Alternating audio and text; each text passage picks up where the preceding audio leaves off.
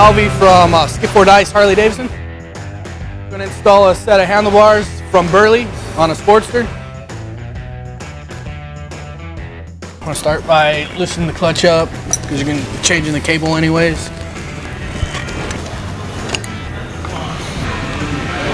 Depending on your bike, different connectors have different ways to disassemble them.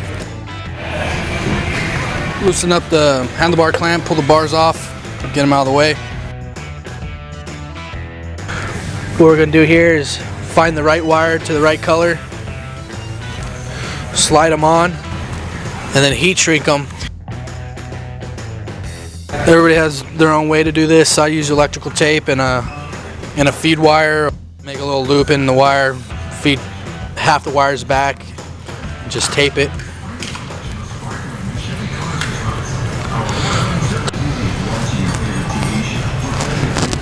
Feed it through.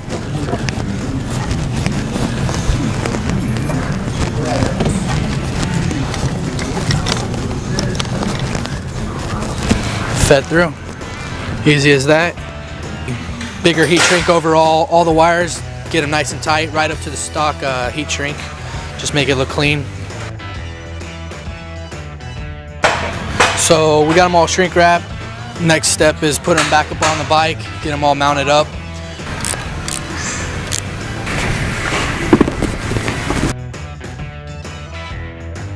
Feed our wires through the triple trees, between the triple tree and the headlight. Just putting the wires back in the connector in all the right places.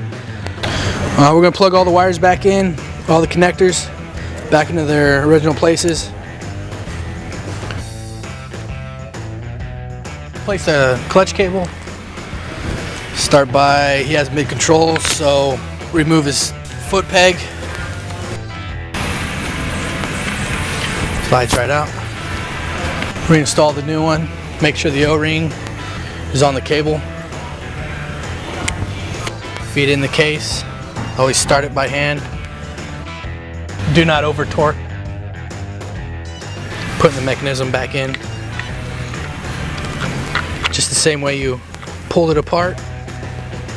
Reinstall the derby cover. Make sure the gasket's still aligned. I'm going to reinstall the clutch perch and the switch housings. Put your levers back on and put your cable back in the housing. Put your pivot pin back in there. Alright, we're going to adjust the clutch free play to spec. Put the clips back on the clutch cable. So we're going to remove the old throttle cables, get them out of the way.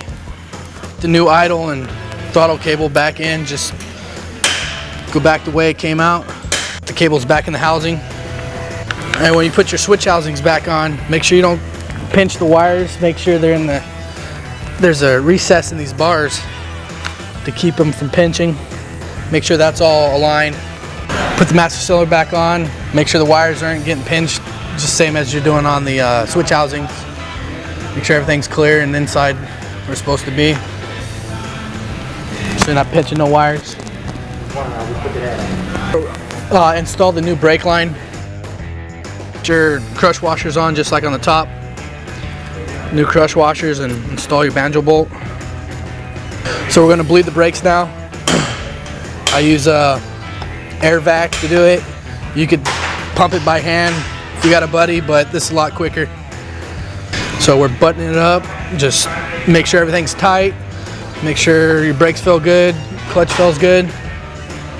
Just give it a once over.